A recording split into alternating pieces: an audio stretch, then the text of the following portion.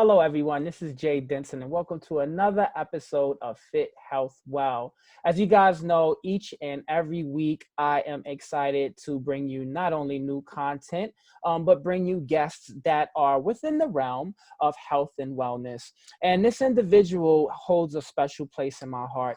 When I lived in New York City during a time, one thing about New York City, and if I can kind of just capture what that's like. The runner community is very, very supportive, and there were a lot of running communities. I was a part of. It was Harlem United, and then also Runners NYC was one of them. And I could just go on and name out each running group. We don't have enough time, but making a long story short, I met this young lady, and in the moment when I met her. She just had so much passion about her. Not only just as a runner and her own personal goals, just setting the bar high, going above and beyond in terms of testing her own limits. And we'll get into her own personal accomplishments. What really made me gravitate towards her even more was her role as an educator and as an activist. And during this time, this is crazy times that we're in right now. But when I see someone of color fighting for people of color for justice, and being passionate about setting standards, and holding, I would like to say, the people in power accountable, that's telling, right? It's telling to her character, and it's telling to anyone's character that's willing to be on the forefront. And she has been on the forefront of these issues. She had participated in Women Run the Vote, which we will discuss very, very soon. And she has been also a part of Run for Justice. And she is a very passionate student educator. She's a social justice educator, and I like to reference her as well as a running activist. She is from Brooklyn, New York, Brooklyn. And just someone I tell you that just has an amazing spirit. And I would like to introduce Jazelyn Montanez. Hello, how are you, Jazz? Hello, hello. Thank you so much on this really important special day. I'm so honored to be in community with you. This is awesome. Absolutely. Yeah. Did I leave anything out? Is it anything that you want to add to your um, list? well, just you said it all. Like I am active and I am an activist in how it comes out in my body, but also a student as well and forever learner. So I just wanted to throw that out that, that's in tandem, right? It's intersectional and it pulls us to be better and be powerful in ourselves. So yeah. Exactly. One of the things I thought was pretty dope, and for anyone who's listening to this will be airing later in October, but we chose to do this on a very special day, and it's Indigenous Peoples Day, and I love it. I love that that was the reference that we made, because I felt some type of way as well. Just in my adulthood, and I furthered my learning just on the history of Columbus Day, and again. This is no shade personally to anyone who's Italian and who's proud of Christopher Columbus. That's fine, right? But when we speak to the reality of our history, we just have to acknowledge what I like to call the ugliness of it. And the ugliness of it is that Native people and Aboriginals that lived in New Zealand and Australia were often enslaved, along with Africans, right? So Indigenous people, and as I like to reference it as well, and many other people, Indigenous Peoples Day is something I'm very comfortable with replacing Columbus Day, because me personally, and this is just how I feel, but I can't celebrate a man that took part in that, right? I want to celebrate the people and the contributions that they made to society. So with that being said, I want to transition into Jazz, I like to call her Jazz. So if I reference her many times in this interview, yeah, that's who I'm speaking of.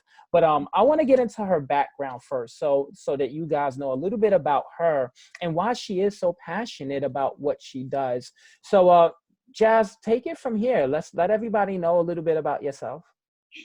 Yeah, well, if we're talking about how I got into like fitness or running, I've just, it goes way back. It's innate inside my body. I was a very active kid, and to be honest with you, running was actually my first like organized sport activity that I partook in.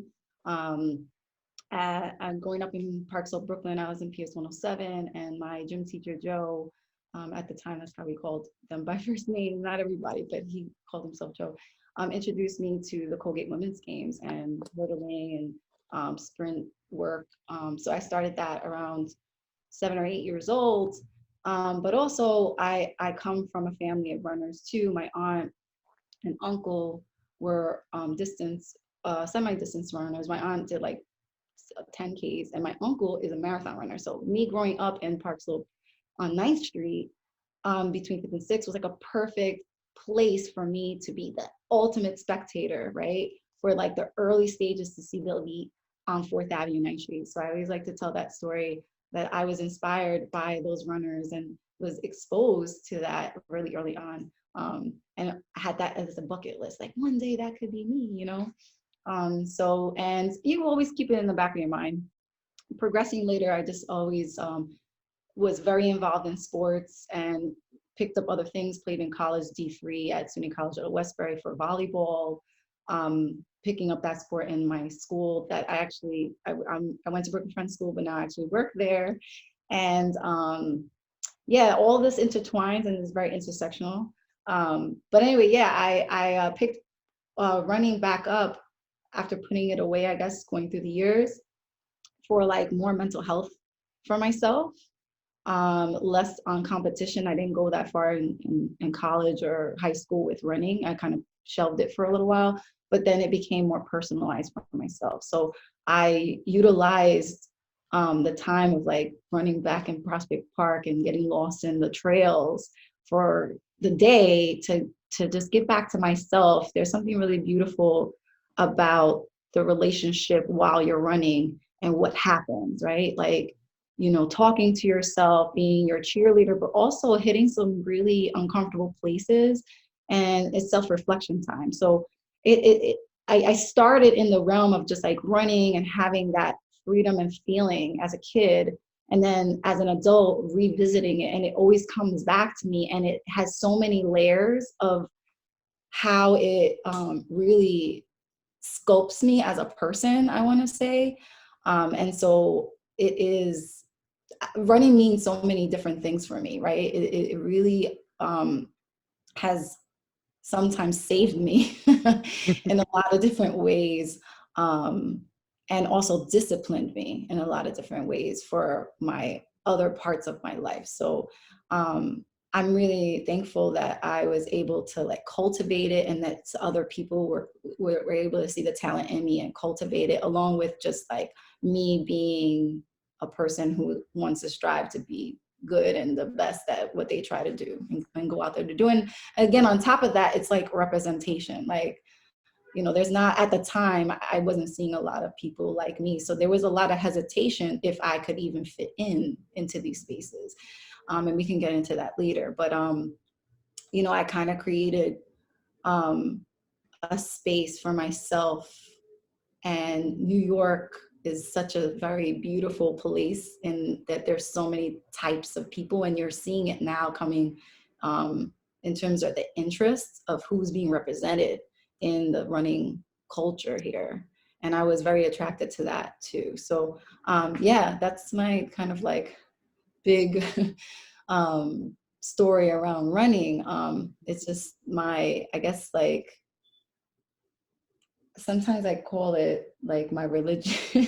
And I It's know not. it's really cliche. It's really cliche, but in a sense, it's my spiritual time and my connection time and my community building time, and you know, my self-love time. And so I really appreciate that. And it's allowed me to like deepen my understanding about my biology, you know. Exactly. And like, you know, for anyone listening to this, I love to do take and I'll tell my guests this, I love doing takeaways. What's important about what you just said and what you just captured is my takeaways from running as well is discipline, right?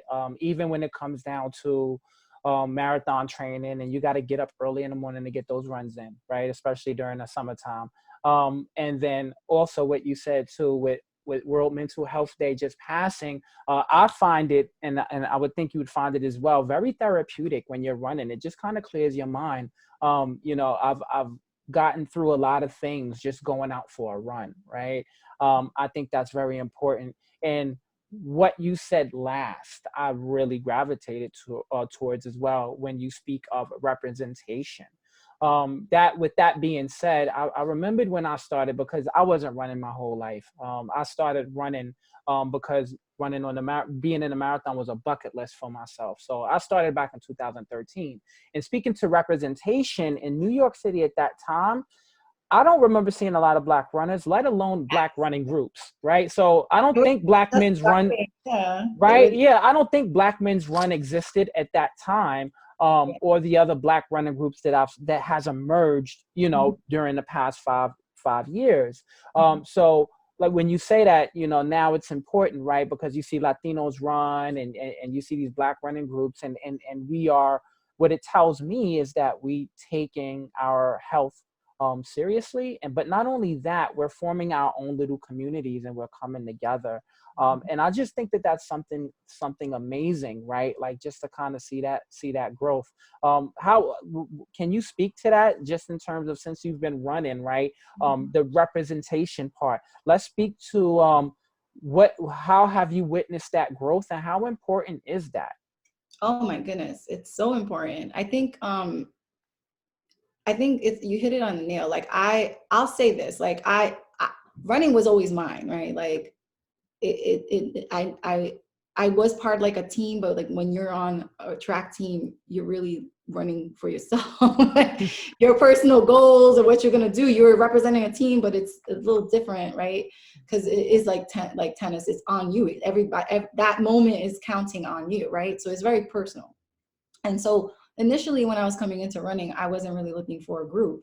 And it's funny enough that you're talking about that, because that's how we met, right? So I was posting all these things about, I'm finally going to hit my bucket list. And I started running, and I'm going to New Year's Day. This is fact. On New Year's Day, I think from 2013 into 2014, right? Yeah, 2013 into 2014. On New Year's Day, I signed up to be a New York Road Runners Club member, so that I can get into the programming to get, my seat for the 2015 marathon. And so I was on a team. I was just doing it for self. And I think at the time, one of my friends, our mutual friend who started Runners United NYC, is a college friend of mine. So, he was like, oh, you should definitely come out and, introduce you to different people. That's how we met, and how all of us kind of got together. So giving credit to like him putting me in that mix. And it was that time, right? 2013, Yeah, I think it 2012. was around that time, because that's when, he had Like Runners more United. emergence of these groups were coming more in the forefront, I want to say, because Mm-hmm. there's groups now that have been together for 15 years, like bridge runners, but that's another story, right? Like I Yeah. didn't even know about them at that time as of yet. Like all of this was like tying itself together.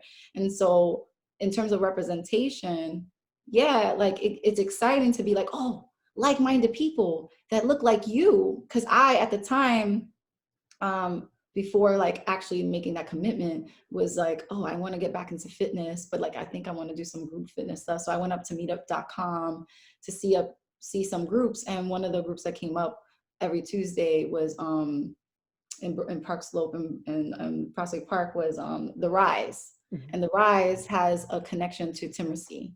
And it was fun to like and also like Prospect Park Track Club has been around for like ever. So that's, I want to cite like Brooklyn things, that staples that were there for me. But often enough, I mean, loving that these spaces are created, but I'm just gonna speak on my part.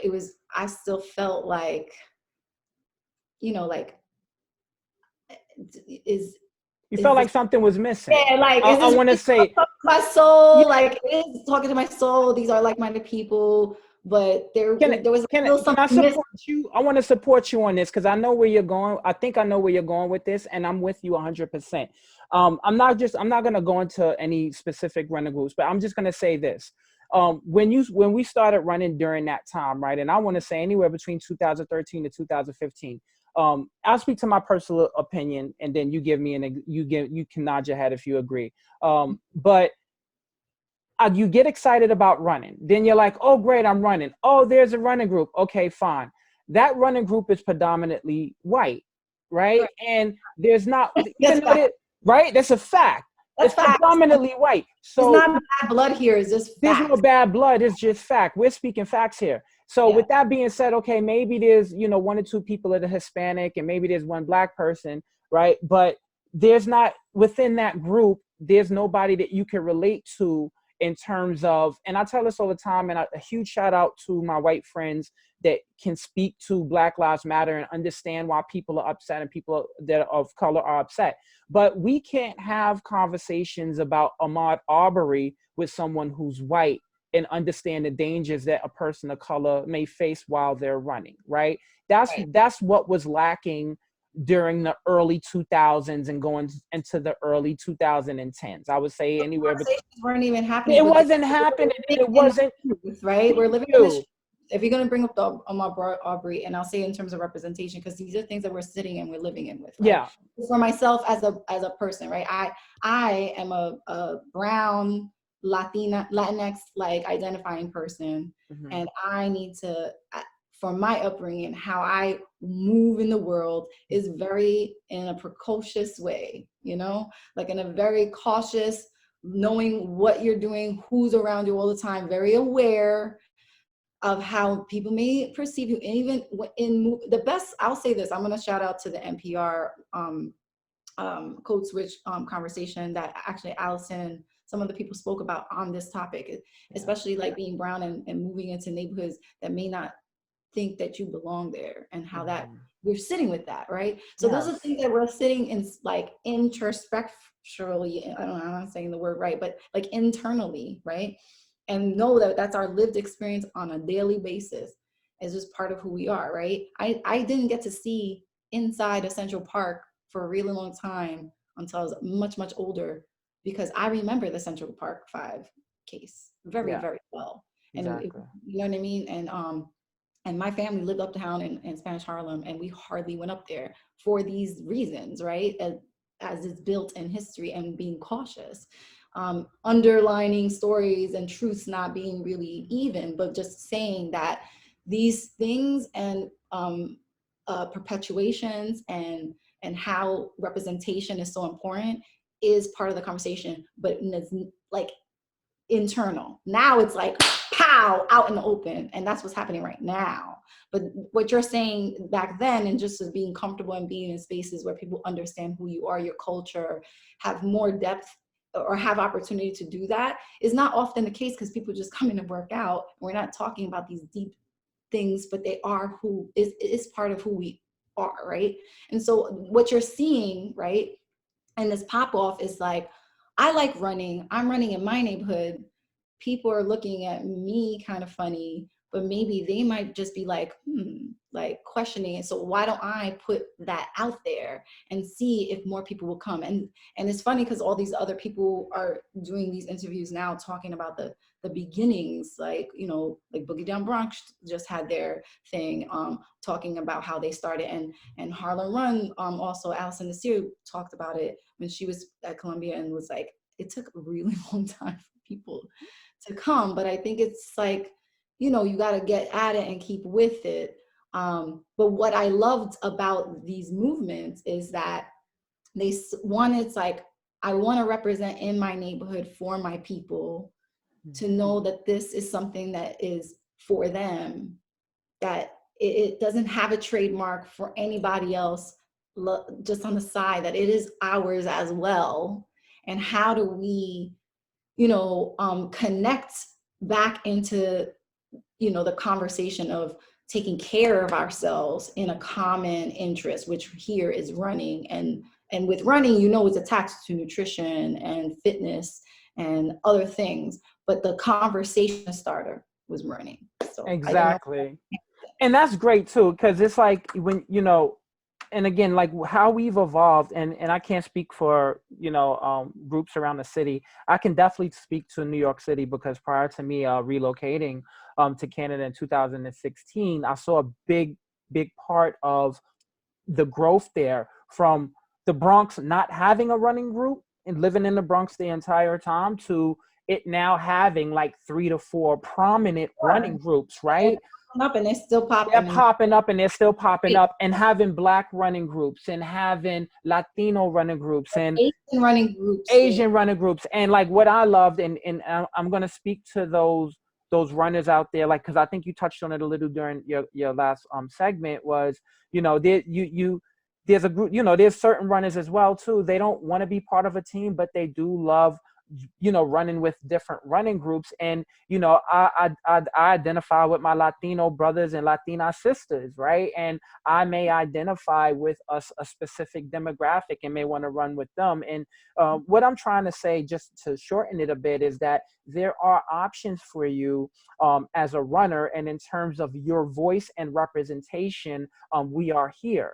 And we have seen that, and we have seen evidence of that, because one of the biggest publications that we've seen, Runner's World, is conscious of it, right? Where there was a big controversy a couple of months ago where, they looked at how many covers of runners that they've had, and it was little, like it was crazy about. that's a push, but that was a push. That And was I a push. want to acknowledge this push was because Black and brown runners were saying a plethora of things. And that's why I wanted to reference the NPR stories, because that the whole calling out to Runner's World was ignited because of Ahmaud Arbery. Yeah, And I want to give a shout out to Alison Desir for writing that letter. absolutely.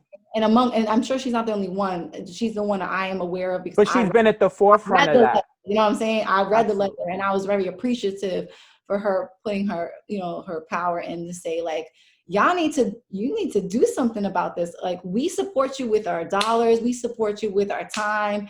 Like, what's good? Like, this is important. Why, we were already enraged. I don't want to say we, but like speak on other people. I was already enraged that it took months for this story to come out. And I was like, this happened when?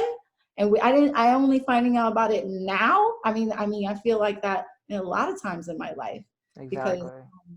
we are the excavators of our own realities and truths that are not pushed on the forefront, because there's a dominant culture that speaks to what is the norm and what's comfortable, right? And so this is a very uncomfortable situation that I'm sure, people from whatever it is, or I don't quite understand, and we're still trying to understand it, but we know what the facts are, right? You're really Absolutely. going to go about the politics of like what our country is based off of and like all that jazz. So I just wanted to just say, like, kudos to the people who are pushing the envelope for introspection to the places like what we were just talking about, Runner's World, to pay attention to the time that they have, because we all have a chance to make change.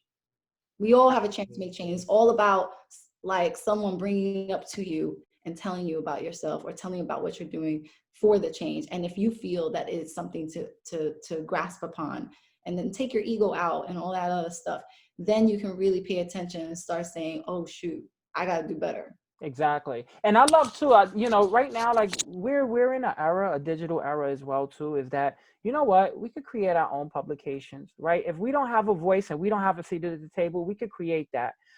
Mid-Stripe magazine, I think, just started up about a month, maybe 2 months ago. And they're taking that path of just highlighting, people of color. And if we can, whether it's a show, whether it's a podcast, or whether it's our own magazines, we, Right as here, long as we're right here. right, as long as we're supporting each other, and I have an open door for anyone for that, is and vice versa. I will hope I have an open door to speak and help push the culture and the narrative forward.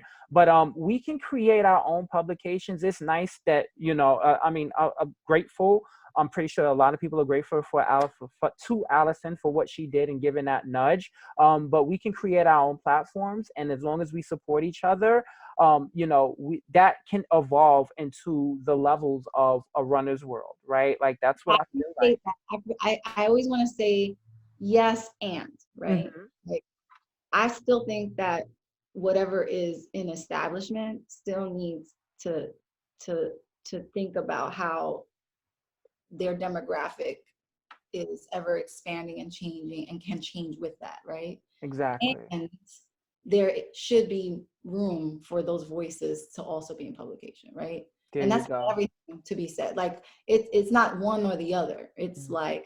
like, oh, you're doing it, you're not telling our stories and we're gonna create. It's like, I'm letting you know that you should be like that there should be a serving to a larger demographic, and honor that, you know, these other publications and, you know, times to really like take a look and honor things should establish themselves here too.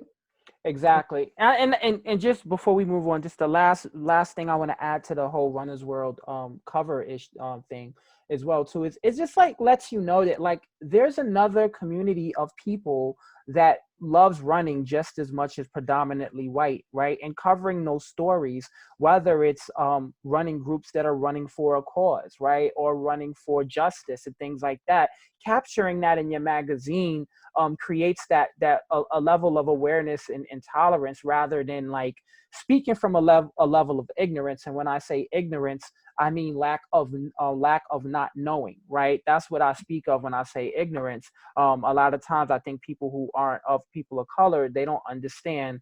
They think Black Lives Matter is a organization, and it's not. Like Black Lives Matter isn't that. What Black Lives Matter is a result of not only just disappointment, if I could speak to that, but just of inclusion, of saying, hey, we matter, right? So I think when you have these stories on your platform for the readers who are not of color, they can understand like, oh wow, okay, now I understand why they are doing this. Mhm. um now this leads me into the segue of my next question. And I have to ask you this personally. I really got to lean on you for this question because I had left New York City, and this is really 100% why I wanted you on the show, because I'm like, you gotta give me the scoop of what's going on. Um, Describe the social awareness, right, that's been trending. What I've been witnessing, and as you guys are listening, is there's been a unity amongst running groups around this topic, right? Around social justice, and if you, when we'll give you the her Instagram later, but you can look at it like she's on the megahorn and she's documenting, right? And like there's all these running groups. This is beautiful because I didn't see that because it didn't evolve yet while I was living there. But there is a unity of running groups coming together for a common cause. Can you just just describe that for us and let us know what is the vibe going on with these running groups as you guys organize these events? Yeah, well, I am in support of the people who had started this, and of course, being, you know, the running community that we are, you know, it vibrated enough for us to be like, yeah, we're down for this. But it also like really touched us in a more connected, personal way.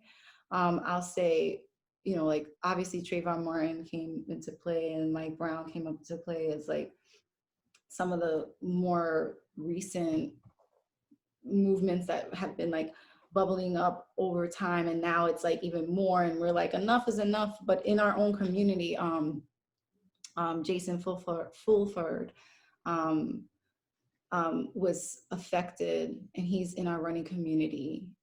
Um,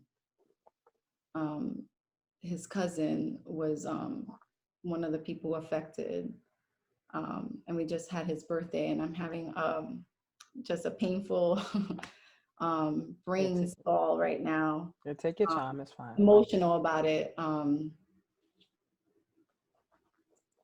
Yeah, that it hit closer to home, and it wasn't just like the movement on the outside that like run for justice came into play. It came into play for many reasons, but it came into play more because it touched upon like our community in such a deeper way. Because we are friends with people.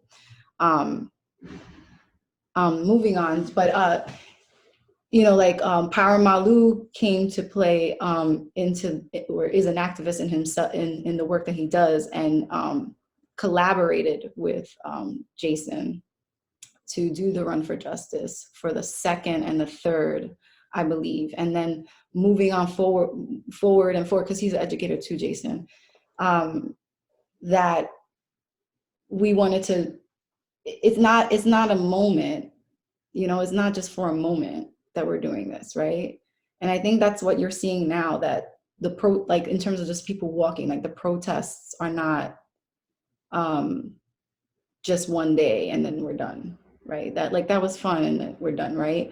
So like the Run for Justice is one aspect that was rooted out of people supporting, and then another aspect was happening through Define New York with Coffee, who was also putting a call to action, because we're all connected, right? We all have ran with each other when we were doing like a Nike thing or this or whatever. And then now it's like, again, we're all vibrating in pain, and we were all kind of like in our indoors taking care of ourselves and sitting with a lot of stuff. And then when we came out, we were like, what is going on? And we need to support each other in a voice. Like it was like a straight up call to action. And like, Run for Justice, was happening obviously before COVID, because we had like 2 years of that.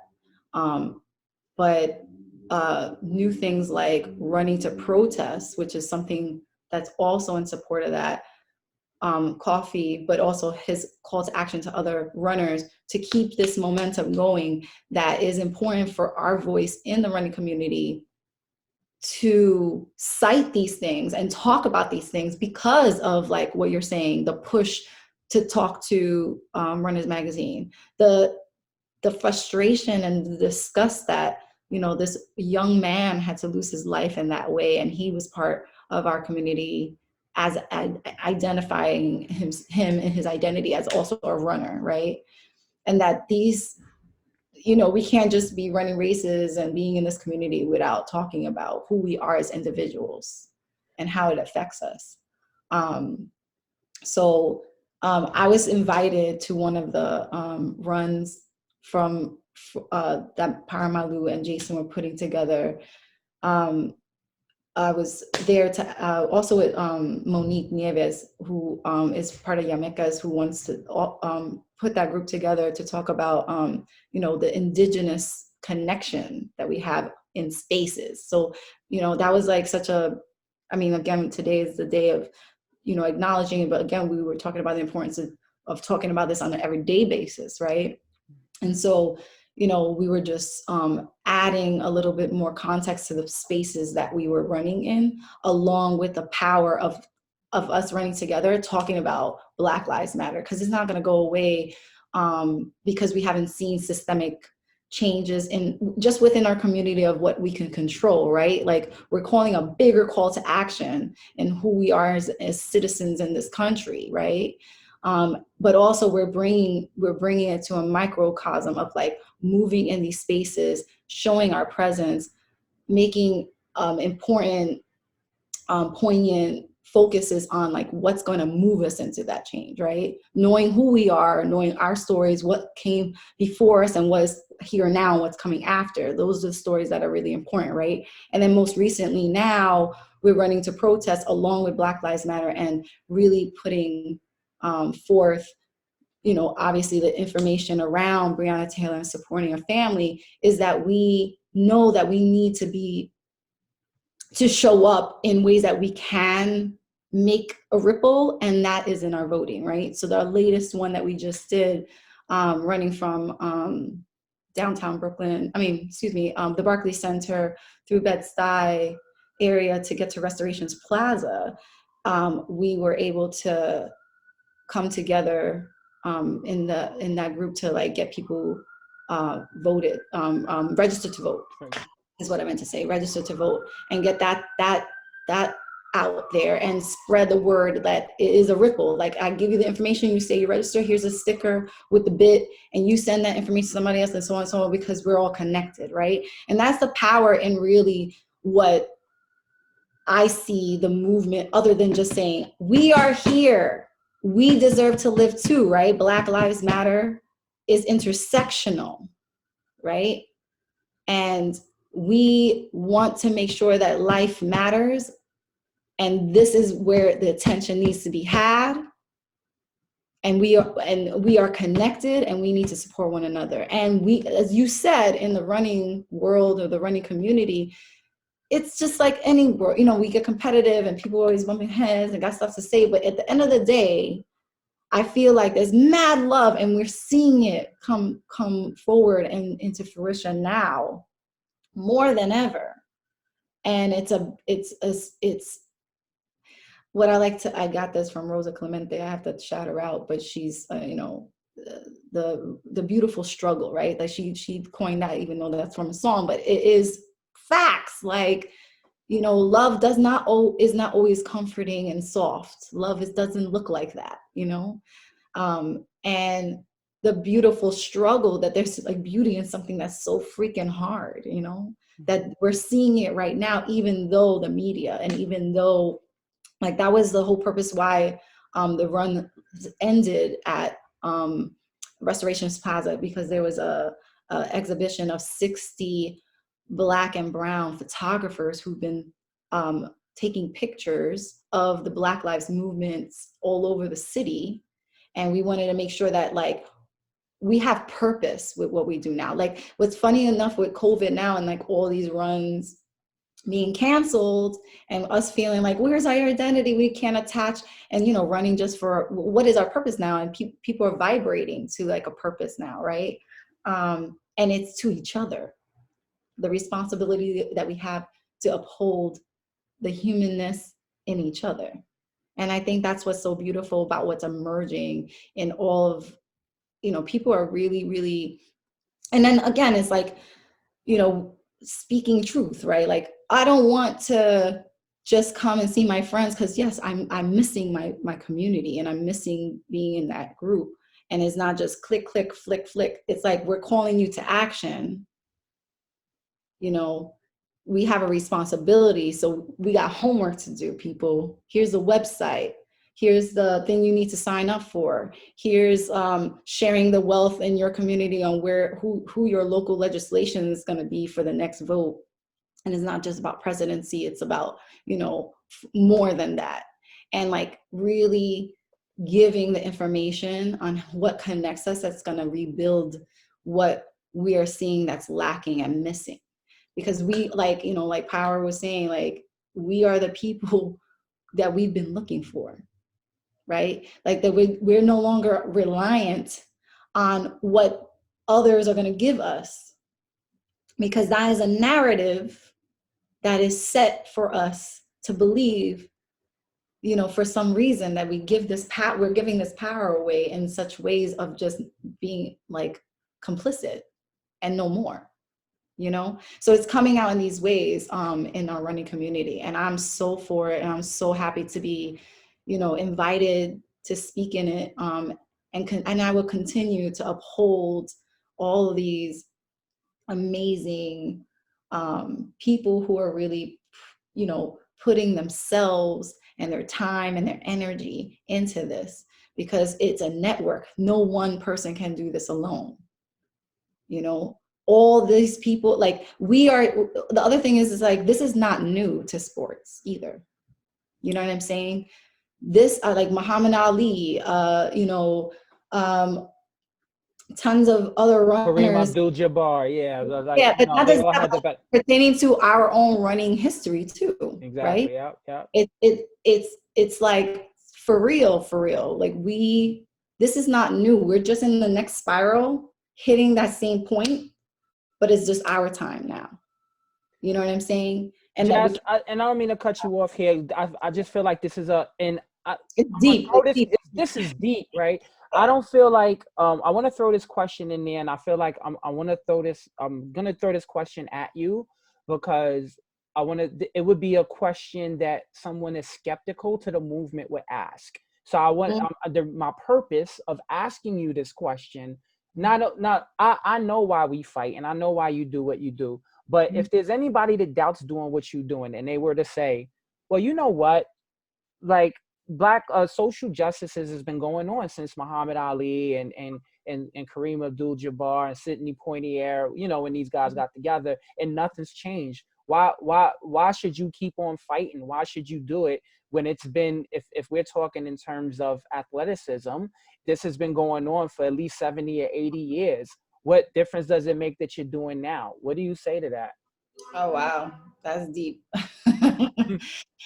I say that we often do, because here's the other thing. It's like, on top of what you're saying, is like, look how far you come. Like, you have these rights. Like, why are you fighting? Like, still, like, isn't it enough for you? Kind of energy. Like, isn't this, like, you got what you want, enough what you wanted. Like, isn't this enough? Maybe I'm not like saying it right, but that's kind of the energy that I get sometimes off of these conversations of just the access to information is a privilege, right? And I look at like people who are getting their information one dimensionally, right? Because that's a deeper conversation. It's like, I am privileged enough. Thank you for my family. Thank you for just the course of my life, putting me into situations because of my privileges, because of, having money to go to a private, a grant to go to private school and this and any other, putting me in these places to be privileged to access knowledge and information from a plethora of spaces, to critically think how it lands on me and how I can see other people in the spaces. So one, I would just examine the conversation with somebody and be like, like, how far we have come. We should acknowledge those triumphs because they were, but just because they happen doesn't mean we don't maintain them. And over the years, like I said, people who are in charge have it as a given and they don't maintain it either. It's not a responsibility on their part in a conversation in their realm that they should be upholding and maintaining that either. That for some reason, it always comes into this place that like Black and brown people have to maintain that, but the people in power don't. Like, I don't get it, right? And then again, it's this like back and forth, like push and pull about the responsibility of who we have for our representation for that maintenance to happen. But because the intersections of who we are in our system and our society as individuals is affected, right? The demographics of where we live, to where we went to school, all that will play a part in who you are to make decisions, right? For the maintenance part to happen. That it's not just me doing it alone, but I need a system to also help me in that. So individuals in that system need to help me in that to maintain that. So there's like, it's a very hard question. But you answered it honestly. You answered that. You answered it very eloquently, right? And what my mentality and my mind frame is too is, the to the powers that be, whether you white or whether you are one of us, you need to help us break down these walls and these barriers or get out the way. I'm speaking for myself when I say that. It's not just whiteness. Yeah. Whiteness, not Yeah. like it's people who may identify that way because that's how but it's whiteness that blocks us, right? Yes. Because I have that too. Like I have to check myself from indoctrinated learning, right? That's from a white perspective, to then break that down and not take it for face value because I know there's more to the story that I have to investigate and apply, right? Yeah. So when you say whiteness is not pertaining, is just like a mindset that I don't take everything from face value as that, right? And so I give that to all people, especially people who sit in the privilege of holding whiteness and having privileges for that, right? To examine what that is, right? And many people are doing it in our community, right? And realizing, oh yeah, you're right. There aren't, Like perfect example, the latest thing was like, oh yeah, you're right. There are not a lot of brown people on these trails. Why is that? Okay, do I think See, that's important? and I can yeah, I can appreciate that definitely 100%. But speaking to what you said earlier, when you said into the demographic of people, and from my experience and my observation of what I've seen, are the white people that say, well, what, haven't you had enough? And what, that you haven't experienced slavery, you That's are not not helping. Yeah, they're not right. helping, Because right? they're But not checking their privilege, right? That's yeah, a mindset. That's what I'm saying. Like that's a like when we talk. This is deep. Like when we're it talking about is. like this is we're getting into something really really deep because we're talking about an ideology. We're talking Hmm. about a man-made creation thing, Yeah. right? About what white privilege is. And listen, even us, it's controversial right now to even talk about it because there's some mandate from Trump right now who wants to exclude us from having these conversations because it is said to like we're bad mouthing, the United States and making people feel guilty. No, No. we are unearthing truths Yeah. to validate lives and even the PTSD that affects all people, white people who identify in that way, in that construct, brown people, because again, deep down inside, I have those same conversations that you're bringing up with my own Latina, Latinx, Hispanic, whatever you want to identify yourselves with. Like, Hmm. I have these conversations with them too, Hmm. right? And I'm just bringing it to more context around like privilege and who gets to claim what, and then what do we believe as face value versus critically thinking and looking at all sides. That's what I'm challenging here. And that's good. That's a good challenge. And if we're recapping this, guys, as we listen to this, my biggest takeaway from the conversation that we've had in this segment is the purpose, right? And what I love is the purpose. What I gravitated towards when you said, this is something that's not going away. When you guys had the call to action, right? Of course, it's in response to the Ahmaud Arbery, the George Floyd, right? And the running community is all affected by this as well. But the purpose isn't to, okay, we're gonna, and the Breonna Taylor, the purpose isn't, okay, we're gonna do this for a short period and then we're going to stop. No, we are going to continue this.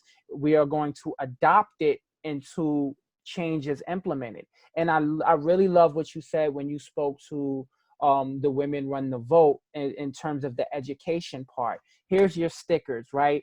It's Oh more yeah, than, that's how women run the vote, but we'll get to that. That yeah, was we're gonna get to that part. But I think what you said, the running portion of it, the purpose to that is, here's the sticker, right? It's something bigger. There's underlying candidates on the ballot other than the big names like your mayor and your president. It's the district attorney that's appointed to your community, right? and that Learning affects them. more than what's happening in Capitol Hill, to be honest with you. I mean, Capitol Hill is important, but I'm saying like, what is affecting you right now? Right, in your community. So I love that, guys, as you're listening to this is what Jazz and the people she's associated herself with are doing. Like, it's something that's tangible, it's something that you can measure, it's something that you can touch and feel and say, oh wow, like, yes, because of your information, or because I participated in this run, I learned about the officials in my community,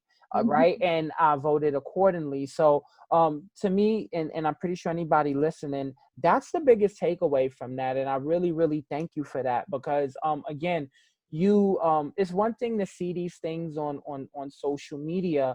But when you have a conversation like this, and then within this forum on a podcast, it gives context to it. And I feel like, even though I'm not physically, there on the fight, I feel like with me having a platform, I have a health and wellness platform, but it's my duty to have guests on that are involved in this, and whether it's a form of education, right? Or In itself right now, right? Like, what is the quote unquote way to be an activist? Is it always marching? Is it always shouting outside? Mhm. No, in art, it's in represent, like doing a podcast, having conversations. Like, you are activists just having this platform alone, you're Yeah. activating people's minds. That's what activists mean. Like, you're sparking new ways to think. you know. Yeah, and I thank you, and I thank you for that. And honestly, it's people like yourself, and I'll continue to have people like yourself come on and discuss these issues. That come on here and give clarity, right, to what you're doing and the purpose. So I want you to also break down the Women's Run the Vote.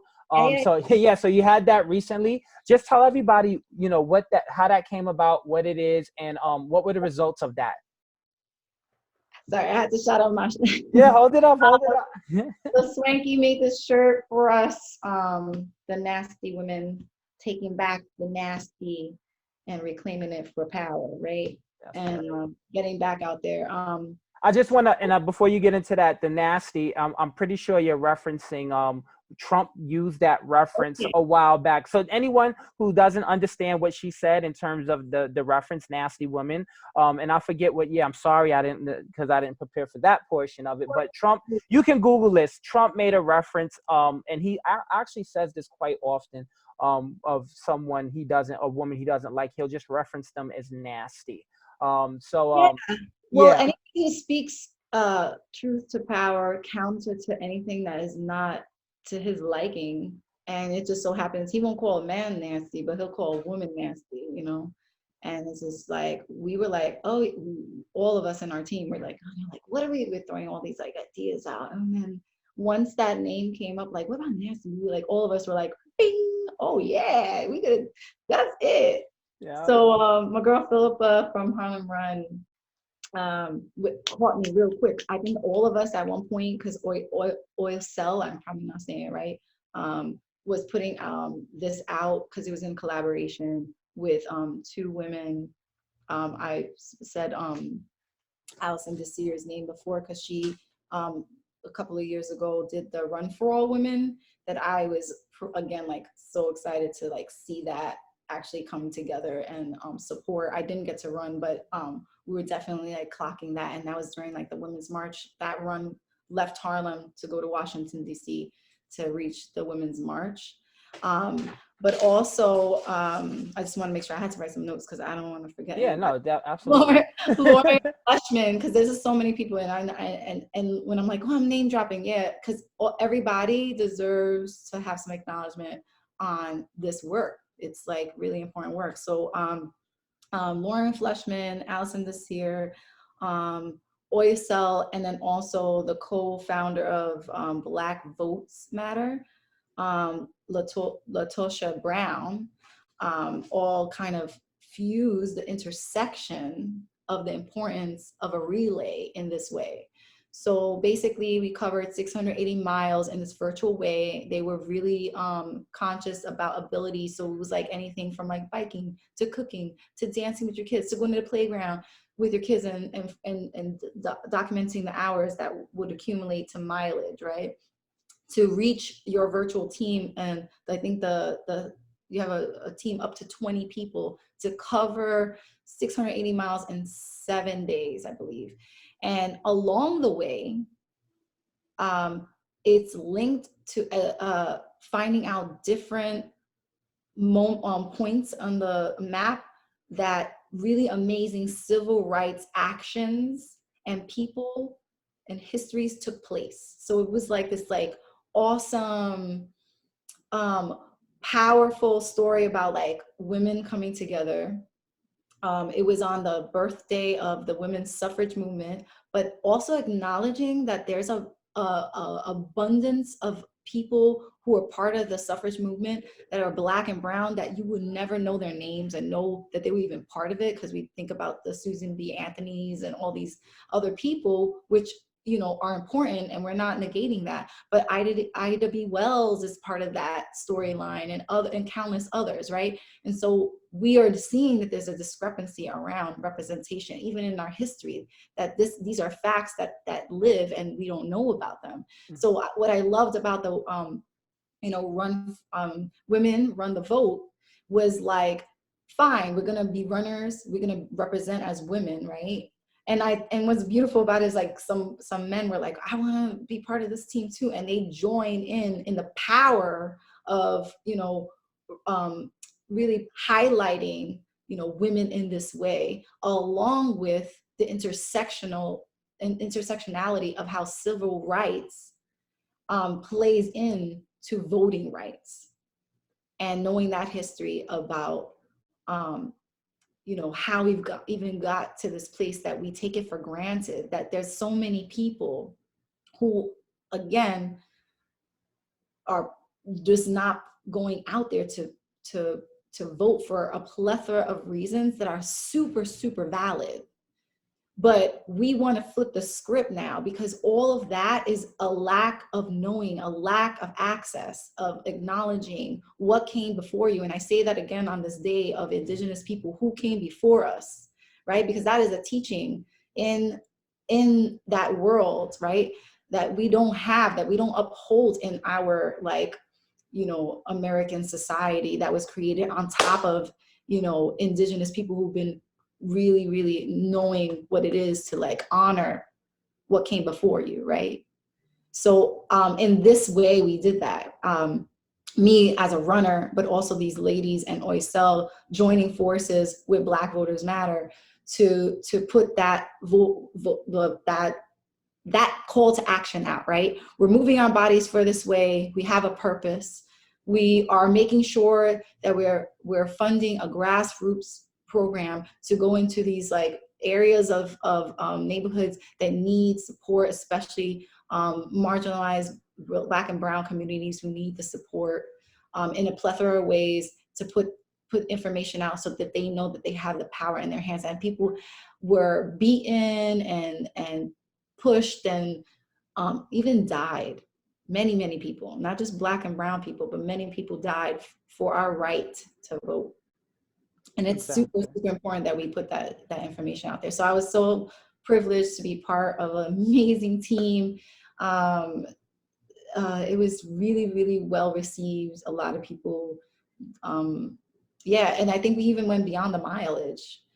We had like an ultra mileage after competition. So the Nasty Women, we were like really going hard, and we were like first for a little while, and we ended up placing 5th out of 100, I think, a lot of teams. I can't even remember how many teams. It was like in the hundreds.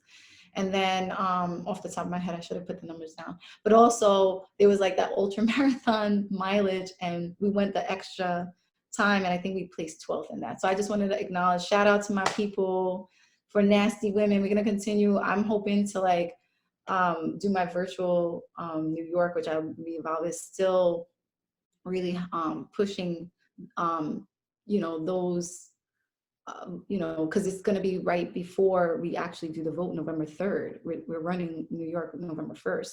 So it's still important to continue to tell people the importance of voting. And so I was happy to be part of it. I love it. I love it. Thank you so much for that. And it's a great cause. And again, just what you're doing, and the groups that you're aligning yourself with, and the individuals involved in that, it's great to see. And the results are there, right? Not only that, but you're not only are you serving your community, but you're invoking change. And I personally thank you for that. And I'm pretty sure anyone listening to this, or anyone who's been following you, is grateful to that as well. So the last thing we'll get into, we covered a lot, and Jazz, you were so thorough. Yeah, you were so thorough. Thank you so much. Tangent head, I'm so sorry. No, it's all good. I love it. It's honestly, it's episodes like this that I can personally listen to for hours, whether I'm going for a run or I'm working out, because it really gives purpose as to what you're doing, and gives meaning to it. So we, in the top of the interview, we did speak to you being an educator. And in terms of that, I know you was involved in a teacher's strike. Just briefly, if you could talk on speak to that, just how did that start, and was things resolved, and just, if you can just touch on that a little bit. No worries, no worries. I was saying in the top of the interview that I went to a school called Brooklyn Friends School, and now that I work at it, and I wanted to put that emphasis is that I really hold the spaces and the places that have fueled me to be the person that I am. And so it was very hard to challenge a space that I, hold people in a light that's in a love. And like I said, sometimes love is challenging. Sometimes love may be interpreted as it's not love, but it is for change, for the betterment of our community and our people. And so the purpose of the strike at the time was that we colleague body, not just teachers. Again, the school's pretty small. We wanted to really represent all, because that is in the culture and the light of the teachings of Quakerism, is that no one person is more than the other or more important and what you do in our community. So we formed a union with UAW 2110 to do a wall-to-wall, in coverage of our colleague body. And we presented it to our school, who was, we were making strides in, getting a contract set, because we a worthy contract is important, and we've been kind of having those discussions. And then we were hit with a petition, and then the National Labor Relations Board to dissolve the union. And there's been a lot of kind of like, I still don't understand why they thought that would be a good idea.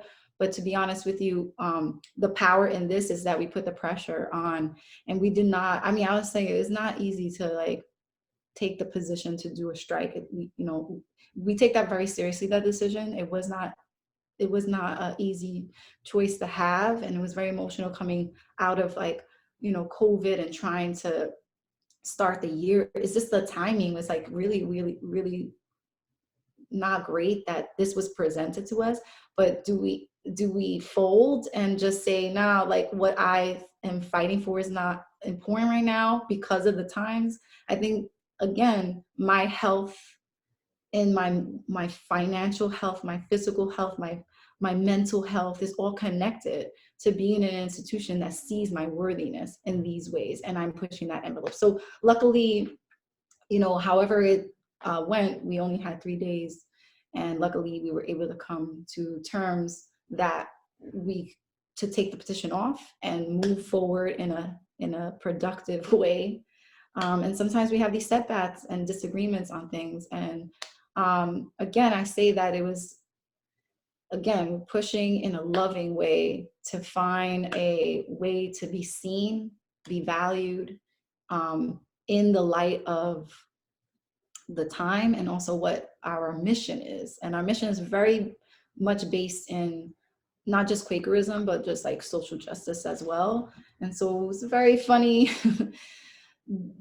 unequal time, like again, vibrating from everything that's happening all around us, and that like we're not stuck in a bubble. All that stuff that happens outside is also can affect us inside. And that's what I want to say. This was a Trump-led decision to have access to even apply for that petition under the guise of like religious exemption.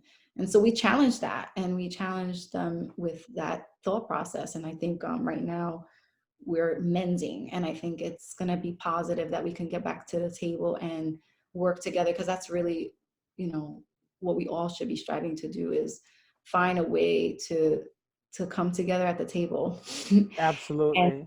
speak to one another and hear one another out. And I learned that. I learned that just in my upbringing, but I also got fostered with that idea in this institution. So the very institution that instilled me allowed me to, also stand up and also, kind of put a light on them and say, let's do better. We can. And so I'm really looking forward. I want to just congratulate all the people who have been vouching for us in that negotiating way. It's not easy to do that. And that's the whole reason why a union is so important, is that, to be represented in that way, it takes a lot of time.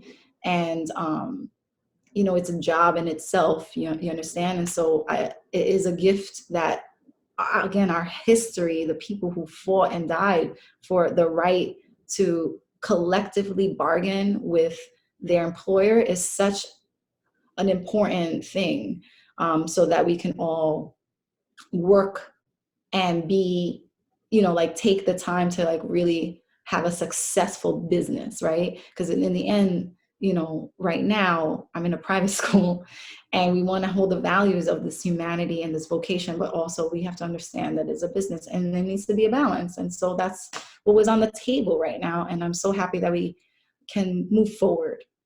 That's I'm all. so happy too. And I'm glad you got that resolved. And again, that just speaks to, a testament to who you are and just what you believe in. So, again, I'm pretty sure everybody involved was grateful with the outcome on both sides as well. And again, great work. Great Thank work. Great work. So with that being said, this is the fun time. This is the opportunity for you to promote your social media. Where can people find you? And then also, yeah, if you've done so much, and I feel like you're a person that always has something on the table, working on something. So this is your time to talk about anything that you have coming up that you would like the public to be aware of or be involved in, and to also, how can we find you? Oh yeah. So my Instagram IG is Jazzy, JAZZY, Jazzy Brooklyn. And it's just all things that interest me, that are important to me in terms of a connection to health and wellness, fitness, and beyond, I said. And so, it's a work in progress, my page right now, because again, it's a balance of, you know, doing my vocation, my love, my work with my children, but also having time to like really share with all of you. So I hope that you continue to see my stories, because that's the most things that are up to date. And yeah, I just want to be. It's a platform of just sharing what interests me and what I think is powerful and connection and connective in what I do as an early childhood educator. I teach 3, 4, and 5-year-olds, and I think that's such a really important time in our lives that like lays the groundwork and foundation of who we will become. And so I'm so honored to do that work with some amazing people. And just want to shout out to the people who have like grounded me with so much of this, how to connect in conversations. So I want to shout out Dr. Eddie Moore from the Privilege Institute, who started the White Privilege Conference. I did most of my growth there. And so if you are looking for areas of material to deepen this conversation um, in any arena, I want to say in any arena, the Privilege Institute is a great place. I went to a workshop called Undoing Racism at the People's Institute for Survival and Beyond. That's how I got trained to do the work that I do. When we talk about running activists, I have to put runner next to activism in the other arenas that I was in, because I was, again, blessed with being in environments where people, we just started conversations just like this, and then it just like blew my mind, and I wanted to know more. And so this is, I feel like a vessel of just like a library. I want to throw a shout out to the Schomburg Black Puerto Rican who settled in Harlem and created and curated, and now it's a beautiful space that I totally get educated and nourished all the time. And so these are just places and spaces in New York City, because this is where I live, that again, I had to search and look for this education. It's not always going to be given to you. And so that's just my note to you, is that be a critical thinker. There is again, we live in like a electronic, Wikipedia kind of thing, but like I still value books, and I still value institutions that hold the knowledge, because there have been people before us, people that look like us, who are unearthing and reclaiming their stories back. And so I just wanted to put that out there to everybody to do that. And yeah, and keep supporting this podcast. My man has some really amazing episodes that, again, nourish me and my soul too. The last one was like totally amazing. I think it was like episode 36, where we were doing a lot of introspection work, I think. And it was like so amazing. So I really look to all these platforms. Yeah, and just follow me in my fitness journey. So I'm gonna run New York City virtually, and hopefully I'll get some pictures out there. Awesome. And thank you. Of course, I've been following you for some time, and anyone listening to this, I encourage you to follow her and definitely look at her stories. This was a great episode. And I would like to deem it an episode of enlightenment. But it is important, right, to not take things for face value, especially stuff that you consume off social media. Like you said, do your own digging, do your own research, And fact check, fact and there check. are amazing websites. Don't get me wrong, on the Yeah, internet. We are in an electronic world, but exactly. Yeah. yeah. Political fact, I think, is one of them that's really good at deciphering what's been put out there. But and I'll do my part as well. I know I've been slacking on the blog section on the website, but I really want to start if I can carve out some time for that, just updating some relevant information there for you guys.